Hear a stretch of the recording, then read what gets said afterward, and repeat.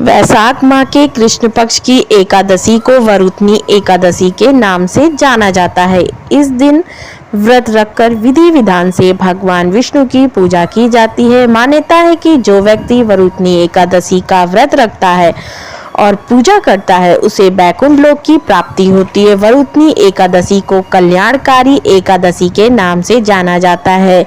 मान्यता है कि एकादशी का व्रत नियम पूर्वक करने से सभी पापों का नाश होता है, मोक्ष की प्राप्ति होती है, भय दूर होते, जीवन में सुखों का आगमन होता है। तो आइए जानते हैं साल 2025 में वरुथनी एकादशी का व्रत कब किया जाएगा, पारण का समय क्या रहेगा, एकादशी तिथि कब शुरू कब समाप्त रहेगी। साल 2025 में वरुथनी एकादशी 24 अप्रैल 2025 दिन बृहस्पतिवार को है। पारण का समय रहेगा 25 अप्रैल को सुबह 5:46 से सुबह 8:23 तक। पारण तिथि के दिन द्वादशी समाप्त होगी सुबह 11:44 पर। एकादशी तिथि का प्रारंभ होगा 23 अप्रैल 2025 को शाम को 4:43 पर और एकादशी तिथि की समाप्ति होगी 24 अप्रैल को दोपहर 2:32 पर।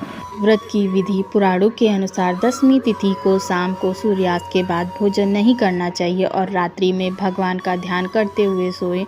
एकादशी व्रत रखने वाले को अपने मन को शांत एवं स्थिर रखे, किसी प्रकार की द्वेष भावना क्रोध मन में ना लाएं। जिस दिन एकादशी का व्रत किया जाए उस दिन ब्रह्मचर्य का पालन अवश्य करें। व्रत वाले दिन ब्रह्म मुहूर्त में उठकर स्नान करें, स्वच्छ वस्त्र धारण कर भगवान विष्णु की पूजा में तुलसी, ऋतुफल एवं तिल का प्रयोग करें। व्रत के दिन अन्न वर्जित है, निराहार रहें और शाम में पूजा के बाद चाहे तो फल ग्रहण कर सकते। यदि आप किसी कारण व्रत नहीं रख सकते तो भी एकादशी के दिन चावल का प्रयोग भोजन में नहीं करना चाहिए। एकादशी के दिन रात्रि जागरण का बड़ा महत्व है। संभव हो तो रात में जग कर भगवान का भजन कीर्तन करें।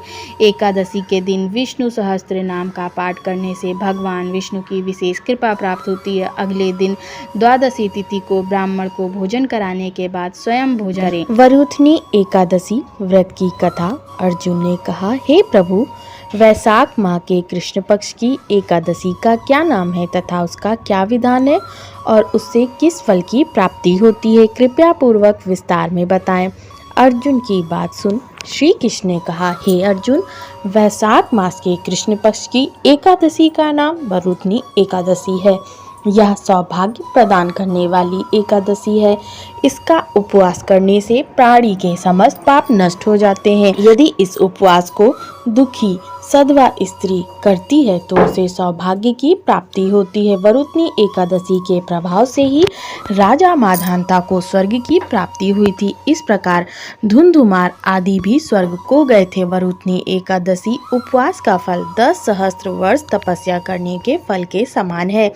कुरुक्षेत्र में सूर्य ग्रहण के समय जो फल एक बार स्वर्ण दान करने से प्राप्त होता है वही फल वरुथनी एकादशी का उपवास करने से प्राप्त होता है। इस व्रत से प्राणी इस लोक और परलोक दोनों में सुख पाते हैं और अंत में स्वर्ग के भागी बनते हैं। हे राजन, इस एकादशी का उपवास करने से मनुष्य को इस लोक में सुख और परलोक में मुक्ति प्राप्त होती है। शास्त्रों में कहा गया है कि घोड़े के दान से हाथी का दान श्रेष्ठ है और हाथी के दान से भूमि का दान श्रेष्ठ है। इनमें श्रेष्ठ तिलों का दान है, तिल के दान से श्रेष्ठ है स्वर्ण का दान और स्वर्ण के दान से श्रेष्ठ है अन्नदान।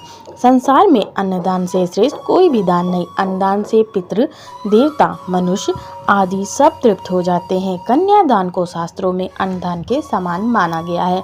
वरुथनी एकादशी के व्रत से अन्नदान तथा कन्यादान दोनों श्रेष्ठ दानों का फल मिलता है। जो मनुष्य लालचवश कन्या का धन ले लेते हैं या आलस और कमजोरी के कारण कन्या के धन का भक्षण करते हैं, वे प्रलय के अंत तक नरक भोगते रहते हैं या उनको अगले जन्म में बिलाव योनि में जाना पड़ता है। जो प्राणी प्रेम से तथा यज्ञ सहित कन्यादान करते हैं उनके पुण्य को चित्रगुप्त भी लिखने में असमर्थ हो जाते हैं। जो प्राणी इस वरुथनी एकादशी का उपवास करते हैं उन्हें कन्यादान का फल प्राप्त होता है। वरुथनी एकादशी का व्रत करने वालों को दशमी के दिन से निम्न वस्तुओं का त्याग करना चाहिए। कांसे के बर्तन में भोजन करना, मांस, मसूर की दाल, चना, कोदो, साग, शहद, दूसरे का अन्न दूसरी बार भोजन करना। व्रती को पूर्ण ब्रह्मचर्य से रहना चाहिए। रात को सोना नहीं चाहिए, अपितु सारा समय शास्त्र चिंतन, भजन कीर्तन आदि में लगाना चाहिए। दूसरों की निंदा तथा नीच पापी लोगों की संगत भी नहीं करनी चाहिए। क्रोध करना, झूठ बोलना भी वर्जित है। तेल तथा अन्य भक्षण की भी मनाही है। हे राजन, जो मनुष्य इस एकादशी का व्रत विधान पूर्वक करते हैं उन्हें स्वर्गलोक की प्राप्ति होती है। अतः मनुष्य को निकृष्ट कर्मों से डरना चाहिए। इस व्रत के महात्म्य को पढ़ने से 1,000 गौदान का पुण्य प्राप्त होता है।